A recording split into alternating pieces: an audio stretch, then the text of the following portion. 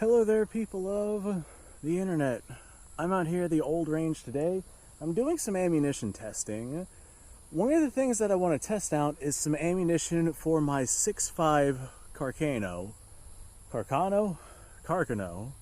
However that's pronounced. I get yelled at no matter how I pronounce things. So as long as you guys know the rifle I'm talking about, that's all I care about. So this is probably one of my favorite rifles of all time, just because of how lightweight and handy it is. This is a Troop Special Carcano. We got the bugs coming out. That's fine. You guys can still hear me, right? This is a Troop Special Carcano. And the Troop Special Carcano is one of those Carcanos that has the gain twist rifling inside the barrel, but the barrels have been cut down. Normally, a Carcano gain twist rifled barrel ends with a 1 in 8 twist.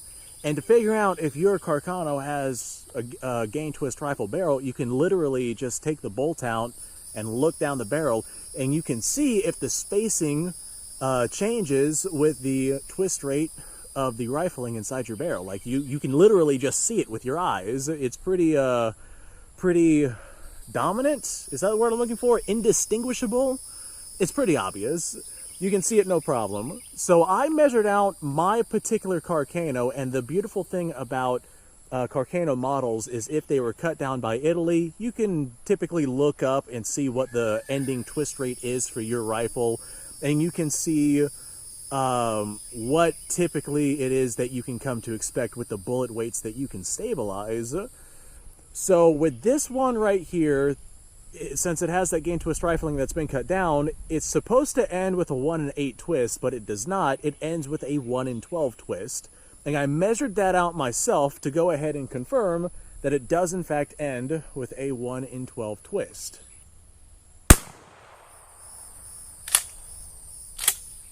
I'm out here while I'm making these videos.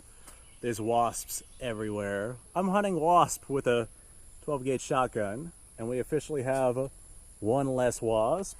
Fantastic. But I measured this thing out, and this one has a 1 in 12 twist barrel, and that can stabilize. It's not going to stabilize your super heavy 160 grain bullets like people normally like to run through these rifles, but it will stabilize a 140 grain bullet, and it does pretty gosh darn well with your lighter grain projectiles. Typically, your slower twist rates are better with lighter weight bullets. You need faster twist rates in order to stabilize heavier bullets. So I have a loading of 140 grain 6.5 Carcano out here. I want to accuracy test that. I have both a 2.64 diameter bullet and a 2.68 diameter bullet. Both are 140 grain projectiles.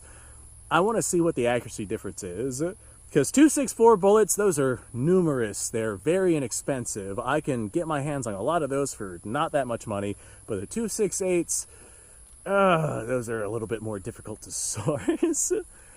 So the only difference with these bullets, the bullet weights are the same, so they should both be able to stabilize from this ending in 1 in 12 twist barrel.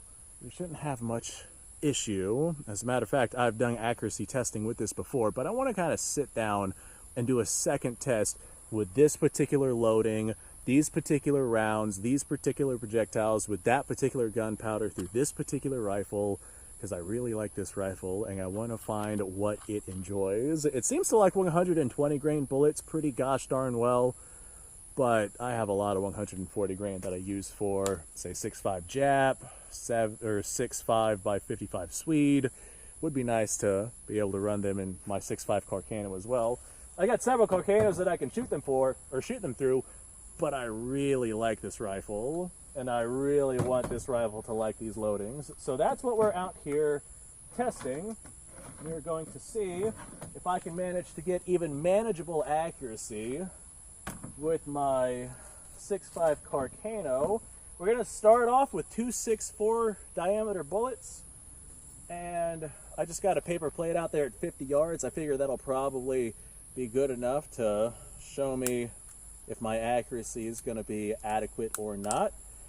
The one issue I have with these rifles is they tend to shoot stupidly high. So I'm going to aim at the bottom of the paper plate, and we're going to see if we can't hit it. I'm going to just do 3-shot groups because I don't have a whole lot of 6.5 Carcano ammo to spare. Not only that, but brass is expensive. The Ammo's relatively hard to find, and this is definitely not one of those rifles that you would get for plinking purposes. But boy, if I could manage to find a load that this rifle likes, dude, that would be just killer. All right, 3-shot group. Is that another wasp right there?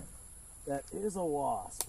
Bro, stay still, you. Did I get it? Oh, I missed. Where you going, huh? Party's just getting started. I hate wasps.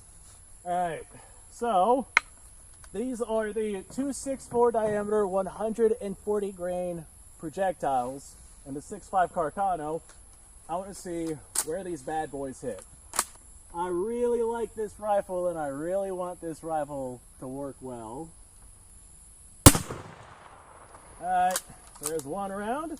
Save this brass, because that brass is as good as gold. There's 2 rounds. Man, this rifle's just so delightful to shoot, dude. This is definitely one of my favorite guns. Alright, there's 3 rounds. Hopefully, where you going? No, you ain't. Hopefully, we have a half decent group down there, because these are those smaller bullets that I can get very easily. Alright, dude. Look at that. That is absolutely serviceable. Got 2 rounds right on top of one another, and then one probably about an inch away. So at 50 yards, that's 1 inch. So at 100 yards, that'd be approximately 2 inches. So 2 MOA. This rifle will not stabilize 160 grain bullets. I've tried it. They tumble. The 1 in 12 twist just cannot handle it. So I have to go with a lighter grain bullet. But that being said, 264 smaller diameter. That's pretty gosh darn good right there, if I do say so myself. That's not bad. That is serviceable. So now, I'm going to go set this back out there in this direction so we can tell what bullets are what. And I'm going to use the proper 268 diameter bullets, also 140 grain, and I want to see where this hits. Now, all of that being said, boy oh boy, does this rifle shoot high, because I aimed at the bottom of this, like down here, and even at the 50 yards we're shooting at, that's still 6 inches high. If I touch out to like 100 yards, dude, it hits all the way up here. It's crazy. Crazy how high these rifles shoot. All right, let me go put this back out there. All right, 6.5 Carcano test with 268 diameter bullets with my rifle that is a cut down gain twist barrel and ends with a 1 in 12 twist. Excuse me, sir. Go somewhere else. I got this bug buzzing around me while I'm trying to load my clip. I really like this super short weight rifle, and I really like the super light recoiling ammunition. Man, this is such a nice rifle, and I really want to find something that it really likes. Those 140 grain bullets though, dude, that was absolutely something that I would not feel bad about saying is accurate. All right, let me line this up and fire again. That one felt a little bit spicier. Both of these are loaded with the same load data, but I'm betting because we have less gas pressure pushing past the bullet, because these bullets are proper sized for the Carcano barrel, I'm betting that we actually probably have a little bit more velocity with these rounds than we do with the 140 grain bullets or the 264 diameter bullets. All right, there's another. Not gonna lie, these do definitely recoil a little bit more. That's fascinating. All right, let's go ahead and see what we got. I feel like this last round I may have pulled it just a little bit, but let's go find out. All right, yeah, that last round I pulled. That one's on me. So we could just have a 2-shot group this time, I guess. But still, there's pretty gosh darn good accuracy. I get that it's only a 2-shot group, but those rounds are probably a good ½ inch away from one another. So it is more accurate with those full-size projectiles, which we all knew that. There's a million different tests out there of people showing that they are in fact more accurate with proper sized bullets. But these smaller bullets, that's a serviceable group. It's not a phenomenal group like what we have up here, but I feel like those smaller bullets could definitely be used.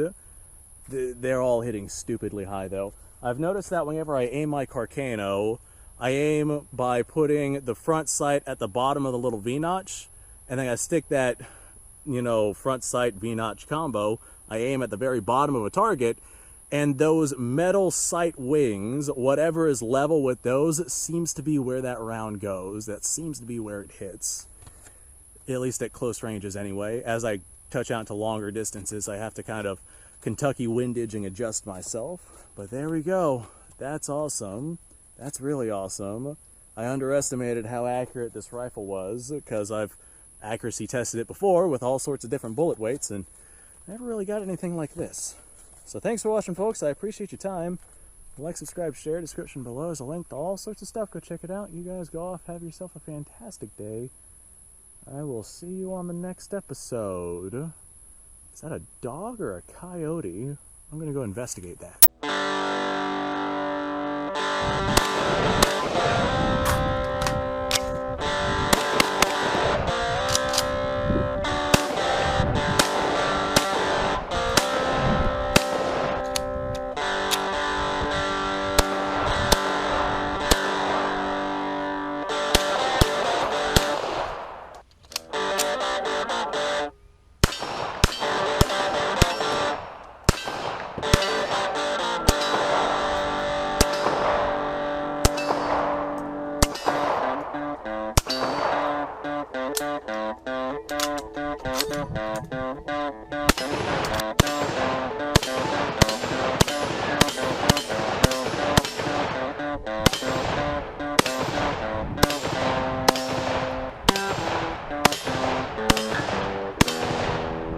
Been a little while since I've done this.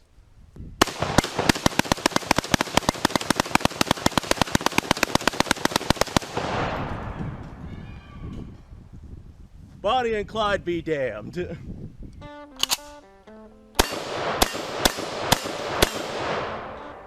Poor man's Garrett.